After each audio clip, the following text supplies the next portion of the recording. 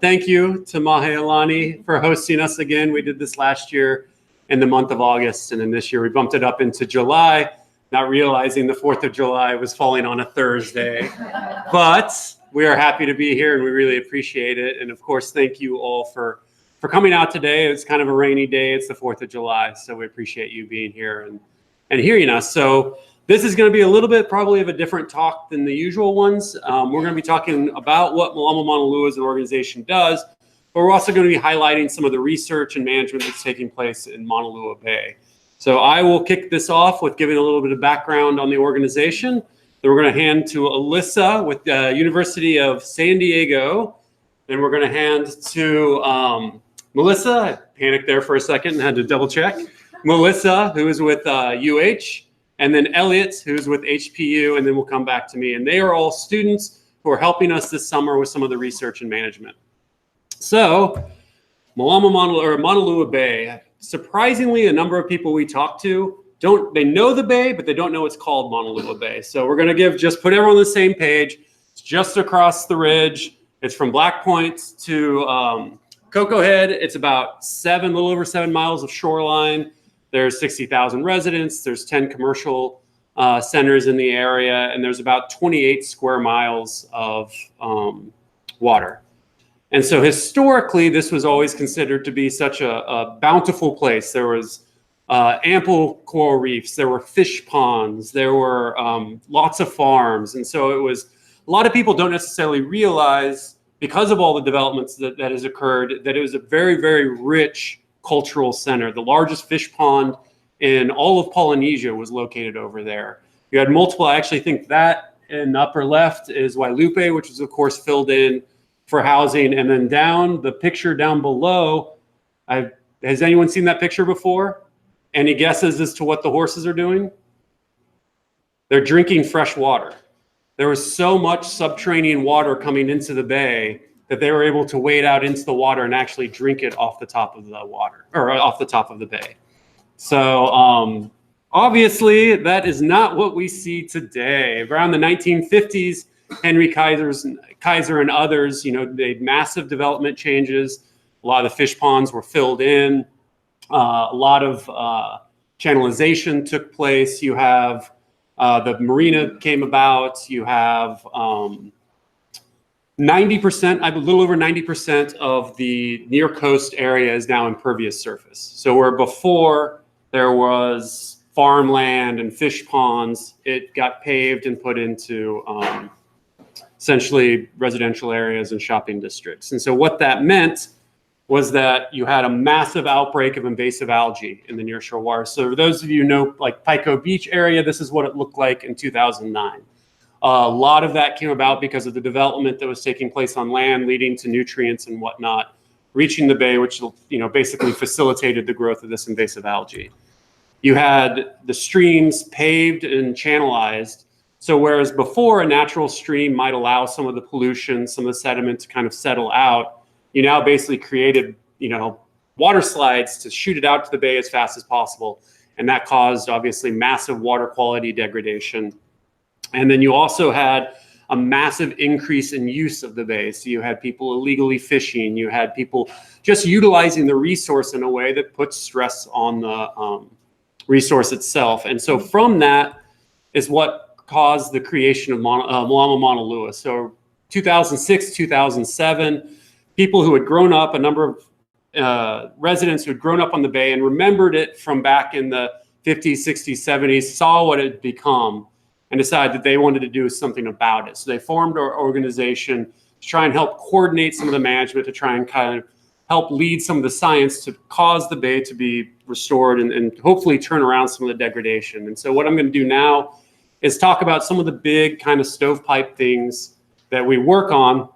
And also, I should have said this up front, keep it conversational. If you guys have a question, don't feel like you have to wait till the end, just raise your hand and ask. But one of our big focus areas, and something that probably people know us the best for, is our nearshore habitat restoration, and that's our HUKI program. We'll get into that a little bit more later, but our goal is to basically take what you see up there in the upper right, which is leather mudweed, and try and basically transition the bay back to sandy bottoms, back to native algae, back to seagrass, which is what you see there. And so we have a large community-led effort to try and basically remove the invasive algae. And then we work with students, we work with researchers to try and figure out the best way to facilitate the return of those native species.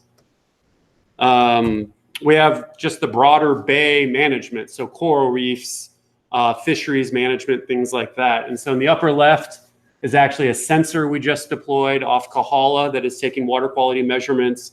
We have a lot of coral projects that you'll hear about today that are coming up in the next year or two.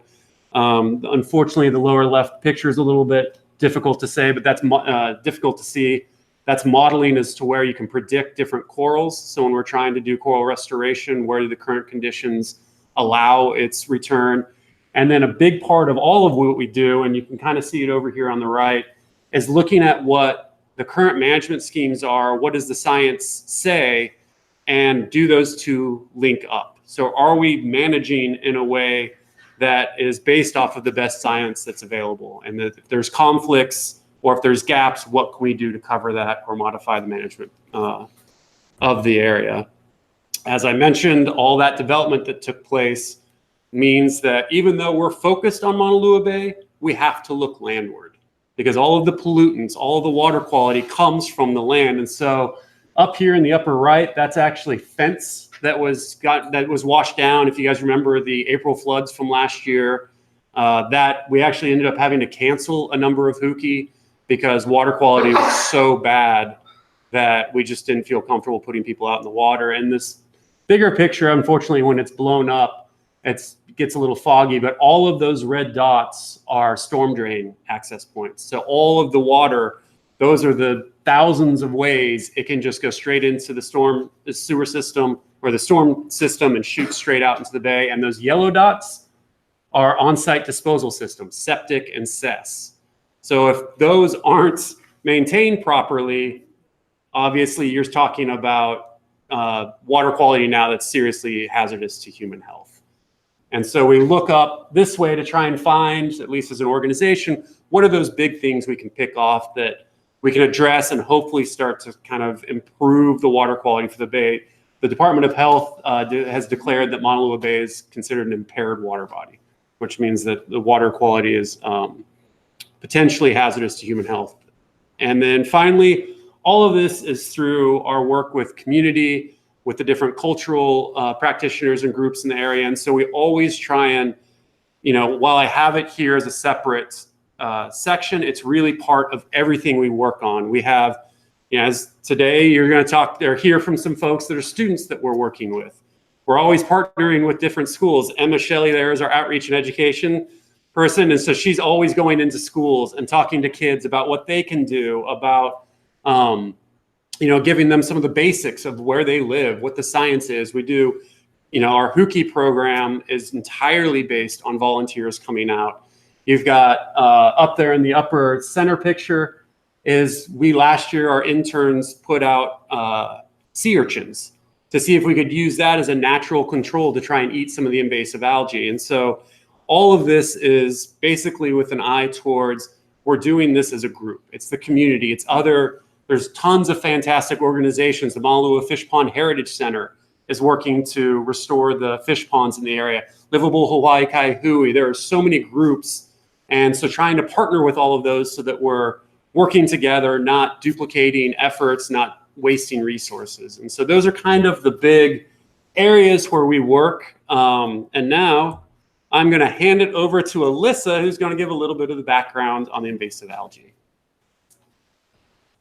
So one of the greatest threats to Hawaii's coral reefs and nearshore ecosystems is invasive alien algae. And they actually thrive in environments that are created by sediment and land runoff, which, as Doug mentioned earlier, we have a lot of now because of all the development. And what's devastating about the IAAs are that they spread really easily and they actually kill extensive areas of native habitat by smothering coral reefs and the native algal communities.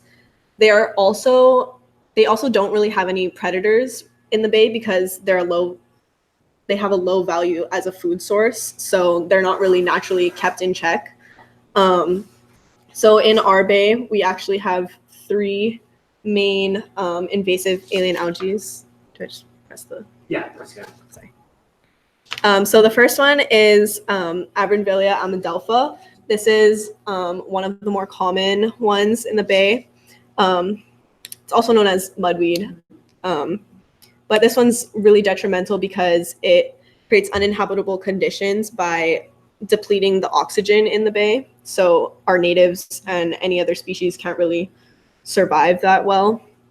And we're not exactly sure where it actually came from. It kind of just, there was like a patch by the airport, and all of that development kind of churned up the waters. And the next time anybody really checked for it, it was just everywhere. The next one is gorilla ogo. You might have heard about it from the Super Sucker project in Kaneohe, but we have to be really careful with this algae because it breaks really easily, and it also spreads wildly through fragmentation, which is obviously a very complicated and deadly combination. This one was introduced to Waikiki and Kaneohe because of as a commercial food source, like poke and stuff, and it was also used in aquaculture in the 70s.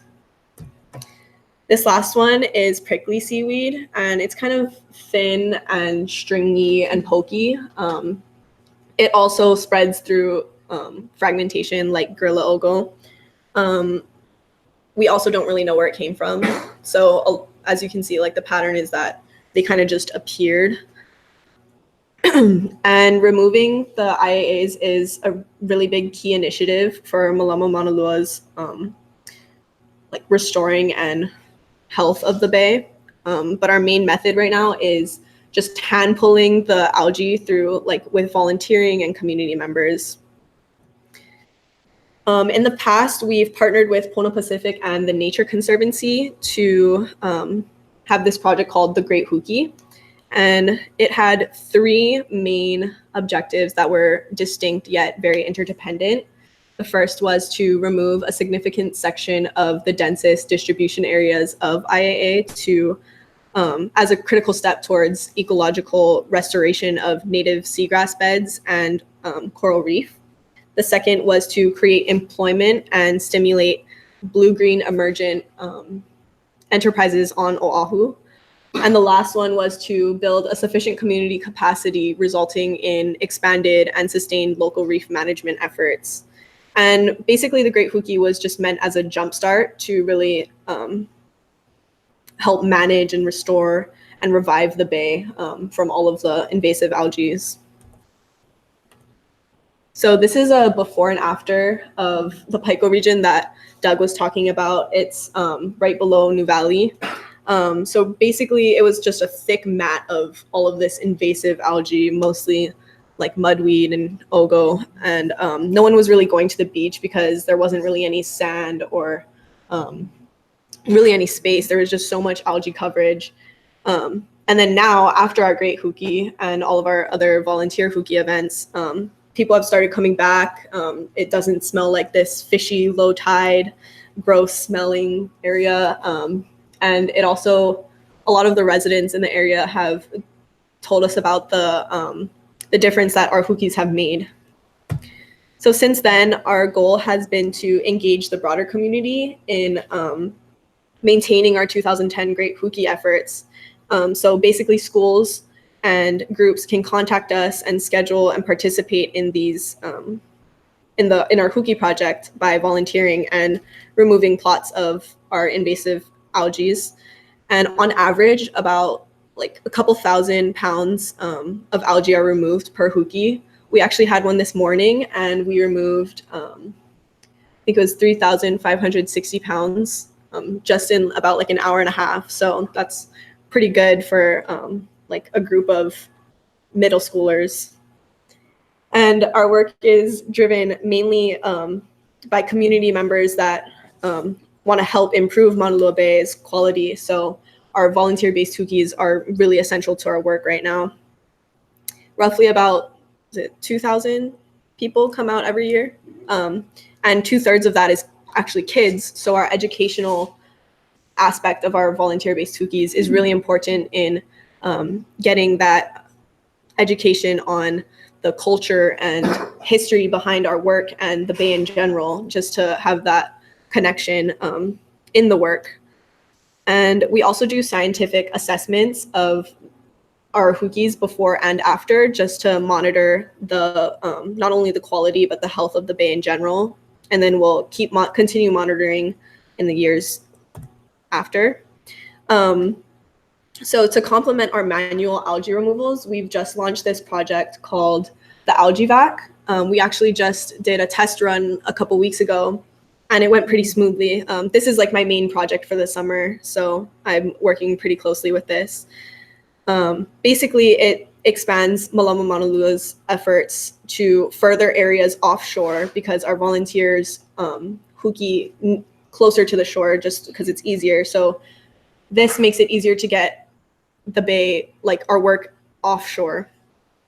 And basically the IAAs are gathered through a pump system through a pump system that generates suction. And our Bay hasn't yet seen this kind of operating system, but Kaneohe Bay has, like I mentioned earlier, with the super sucker. So that's the one on the left.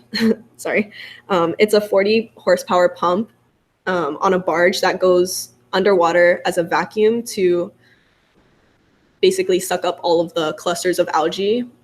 What's awesome about it too is that it not only gets the clusters, but it gets the little fragments that are left behind and can potentially grow into new algae plants.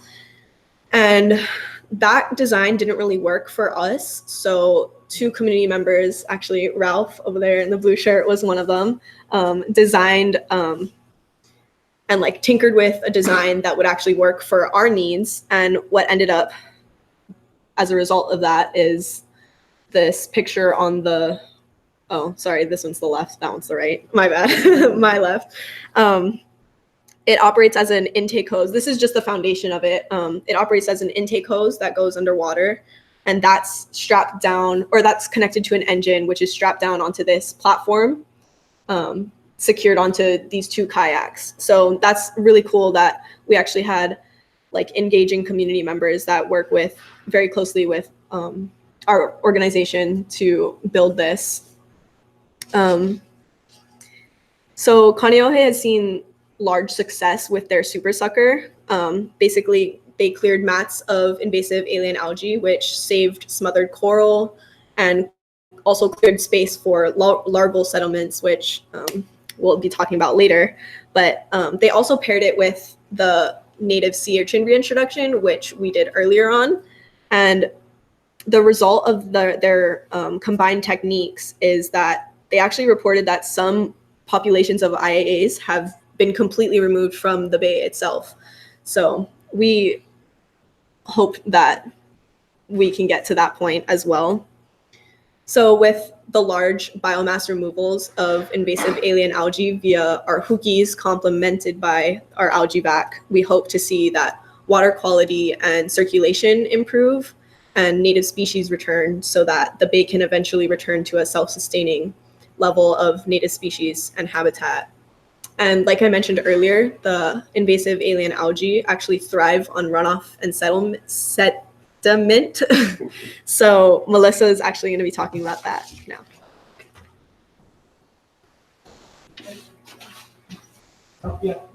Oh, yeah. Sorry.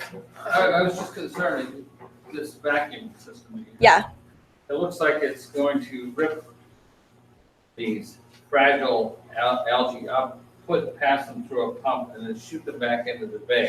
Oh, right. So, so it's actually like we'll be pulling out the algae and then like putting it into the. So you see how he's like pulling it and then putting it into the tube.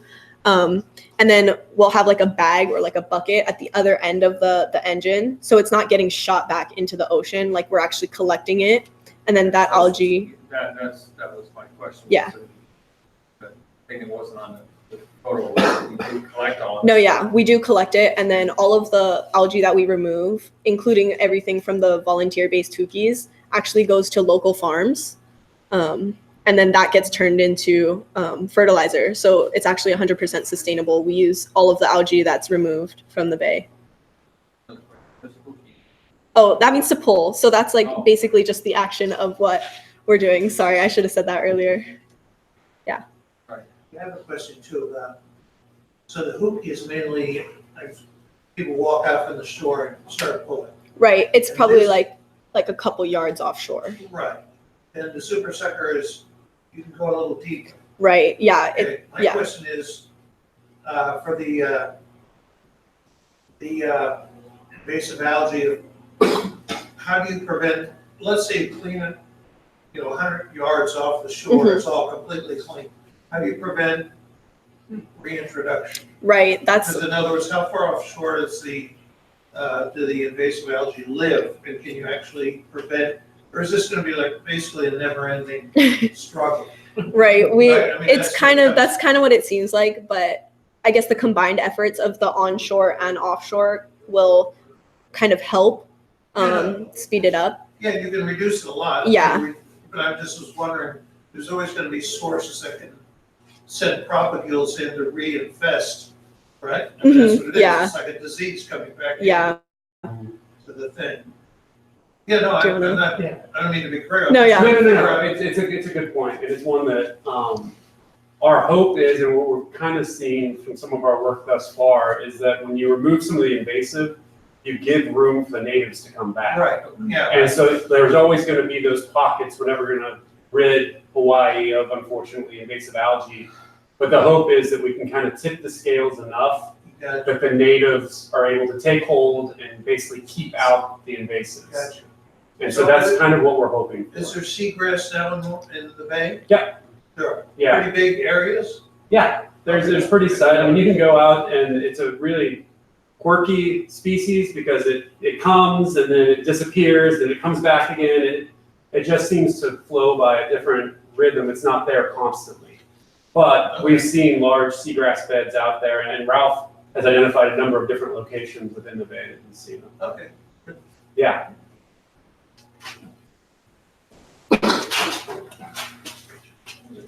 Aloha. So my name is Melissa, and basically I'm gonna talk about runoff in the bay, and we're also gonna talk about ways that Mlama Maunalua tries to prevent the runoff, as well as what we can do at our own homes to prevent runoff. And basically, the main thing that we're trying to do is we want our Aina to continue to thrive for future generations, and it's not just about us; it's about what comes after us. So. I want to start by talking about Doug covered it a little bit, Ahupua'a system, Mauka to Makai. In the Hawaiian Kingdom, they had a very connected understanding with the fact that everything that happens Mauka, everything that happens in the mountains and in the valleys has a direct effect to the ocean, to Makai. So water is life, and water is wealth. We need water for everything. So what we used to see in the Hawaiian Kingdom would be freshwater streams flowing, fish ponds, lo'i, natural springs. And what we see today is cemented canals, diverting water, buildings and development, which produce storm drain runoff that gets diverted directly into our oceans. And some effects from this an example is eutrophication, which basically is once a body of water becomes overly enriched with minerals and nutrients, specifically mostly nitrogen and phosphorus is a huge problem. It allows algae to bloom, and then algae bloom shades back sunlight, which can lead to seed plant death, as well as it smothers and blocks sunlight from coral reefs, which not a lot of people realize, but coral does need sunlight as well as plants do, right? So what then can happen is once the plants start to die, bacteria starts to break it down, and they are using oxygen. So they're taking oxygen away and producing carbon dioxide. Once that happens, certain fish and marine life that cannot leave those areas can get sick and die because of lack of oxygen. So we're not only seeing effects of marine life, we're seeing effects to fish directly and directly to coral. So it's a huge issue. So one of Mlama Maunalua's many initiatives is the Mlama Bay program, which is trying to care for the waters, which we should cherish more than we are today in our society. But the picture right here is actually Kane Spring. Has anybody heard of Kane Spring? It's right, you would never really know unless if you know, but it's right off of Coolio. And Chris Kramer and the Fish Pond Heritage Center, they do a beautiful job of maintaining the area. So it's actually one of the, I think it actually is the only freshwater spring still in the Maunalua region. So this freshwater goes directly into the ocean, and it's a huge influence on ecosystems. Certain fish can only spawn in that mix of fresh and brackish seawater. So the Mlama Bay program is basically a way to improve water quality, and this is like Alyssa was talking about. We do a lot of things in the water, but as I said earlier, Malka to Makai, it's fully affected. So the Mlama Bay focuses on land-based activities, ways that we can help the water on land, such as stream cleanups, cleaning up canals, tree planting, things like that within the community. So another part of the Mlama Bay program is rain garden installations around the Maunalua region. So basically a rain garden is a sunken landscaped area that you mostly plant native trees or native shrubs.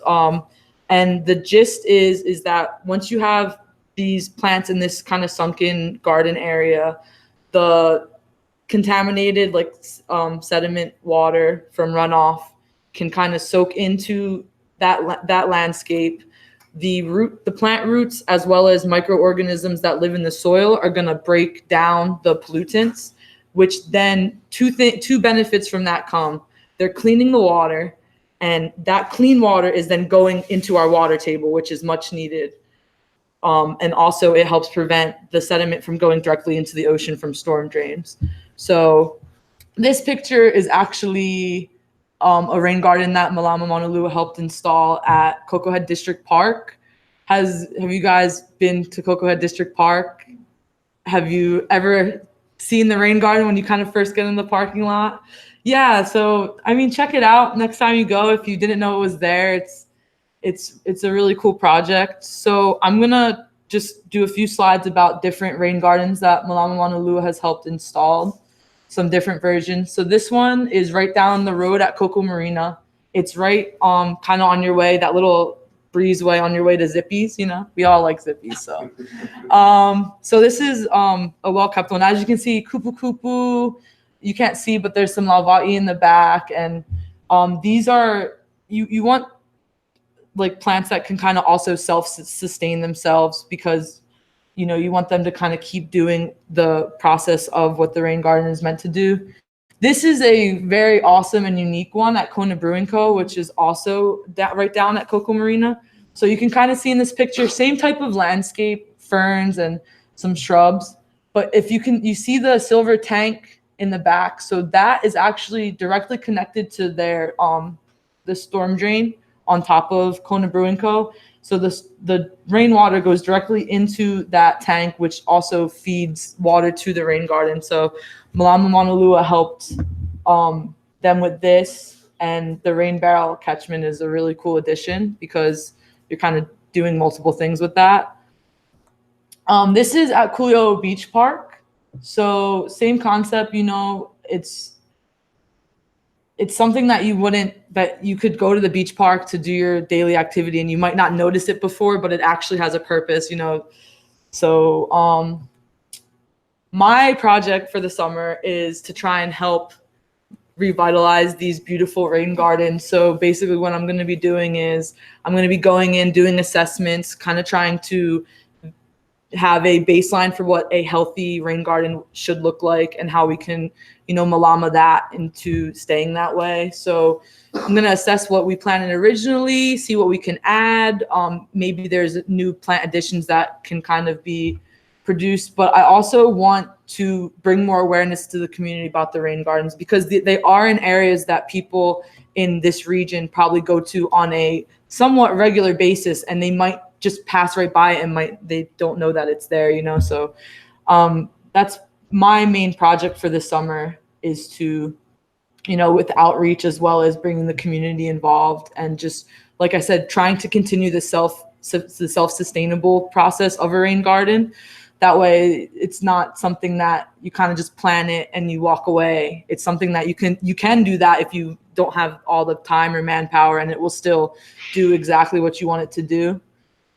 So some more projects from Mlama Maunalua. They also put in, that wasn't pictured in this slide, there's a rain garden that they helped put in at Holy Nativity School, as well as Kaiser High School, and some other things that we could even do within our own homes. You could plant a rain garden very easily, or just even planting more natives or any type of tree that's not invasive into your own yard to kind of help that water get retained into the water table rather than kind of just get run off right into the ocean.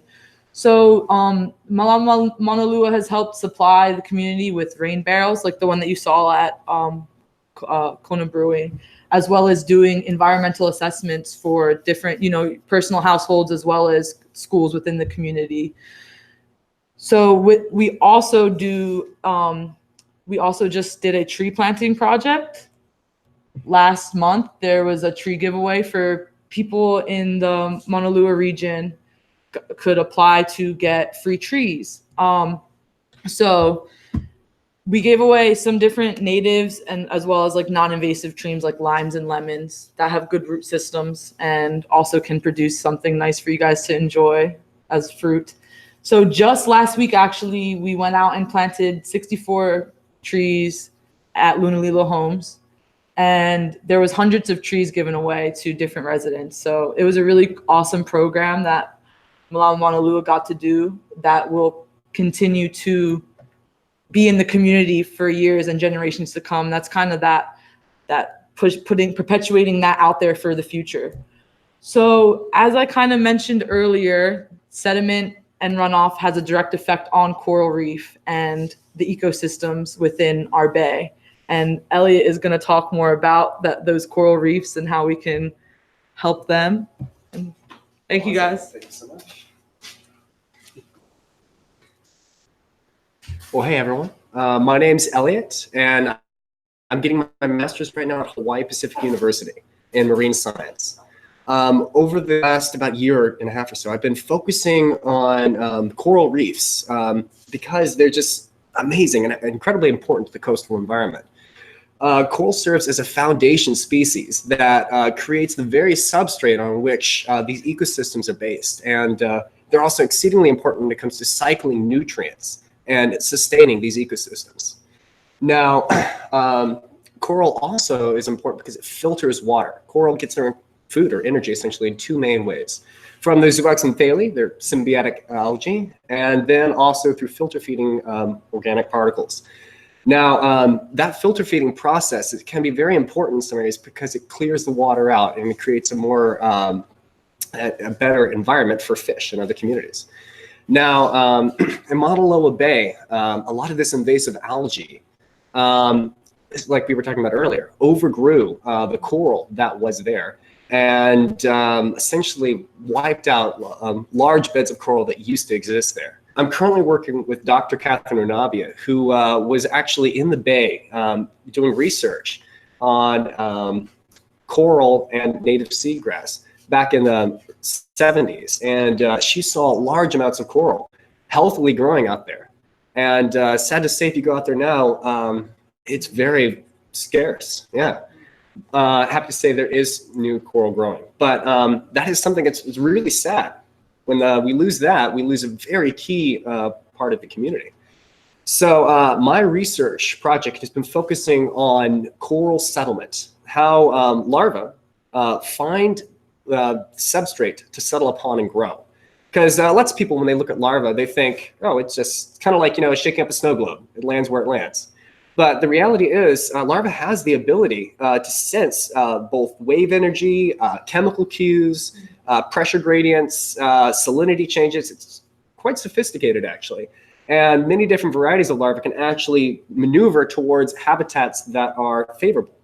So in my research, I currently am placing coral settlement plates made of a calcium clay composite, which is very favorable for settlement, throughout various locations in Pico. And as you notice, that's where they've been focusing intensely on the algae removal. So the great thing is that algae removal has opened up substrate, creating new potential environment for settlement of coral. As part of my kind of preparation for research, I went out through the bay and did a great deal of snorkeling.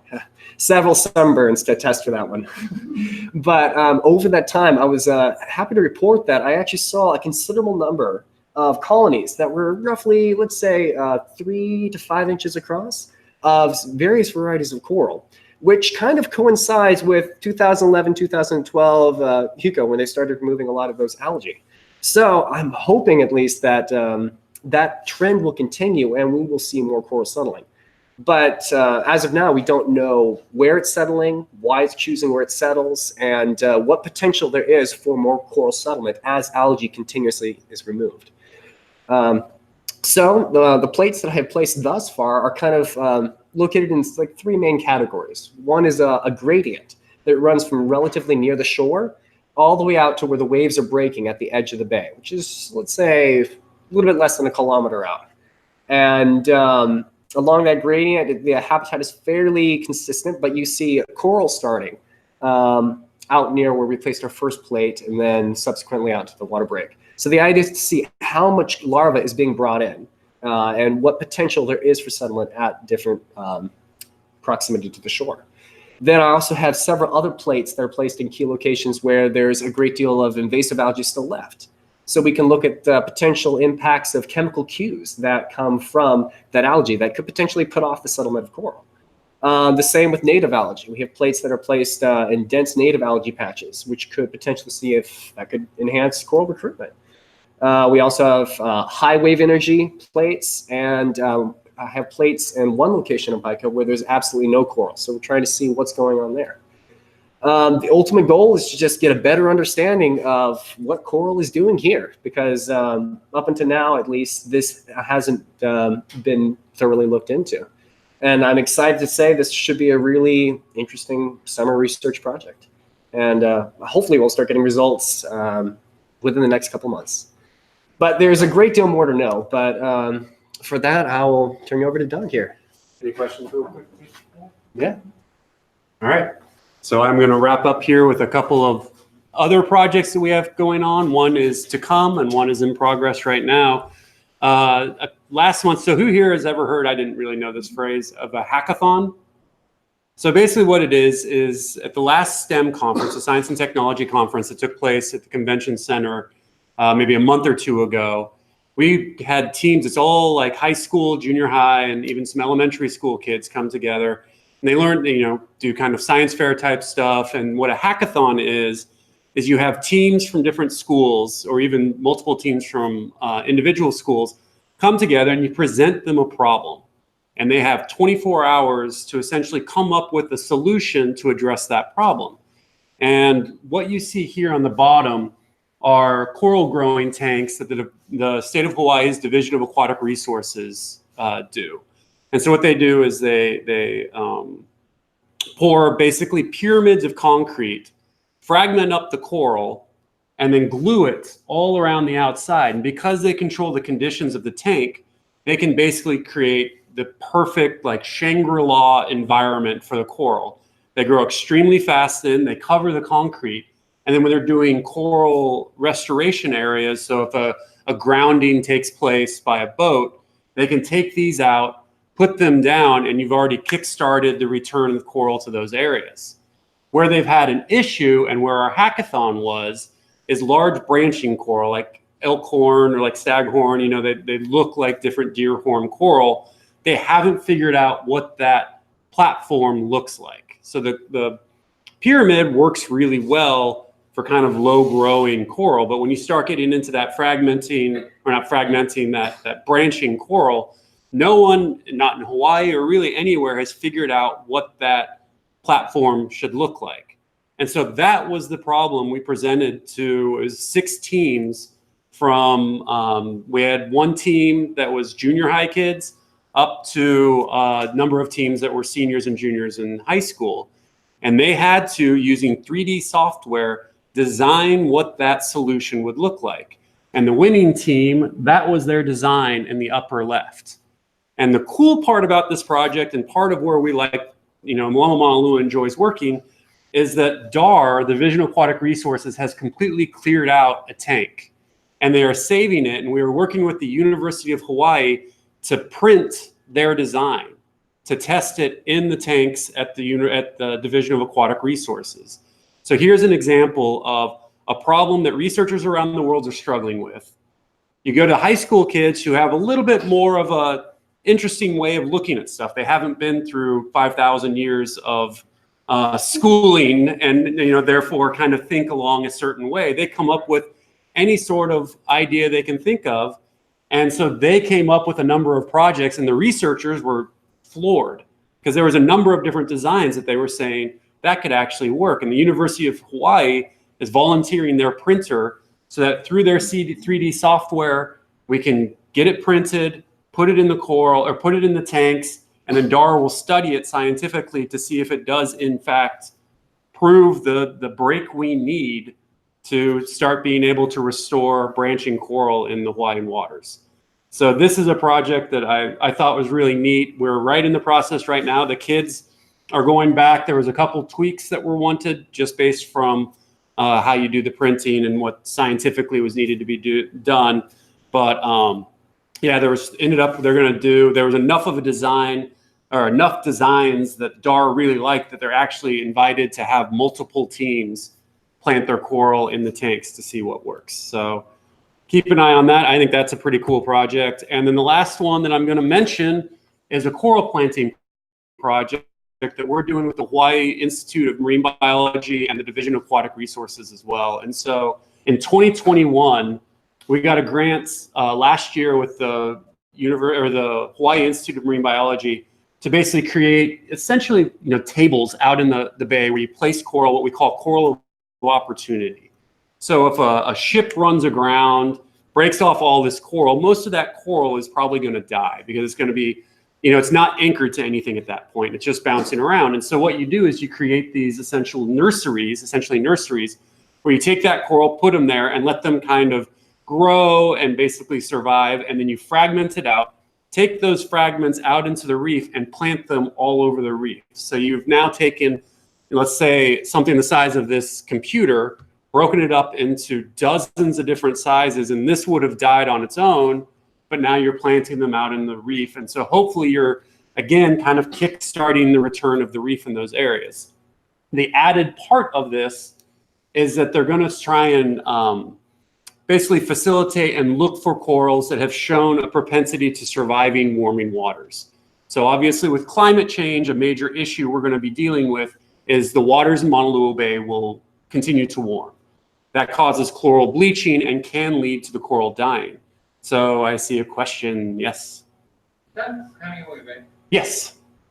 That is out in Kaneohe Bay. They have a nursery there, and they have a nursery in at the airport. Yeah, it was a good day.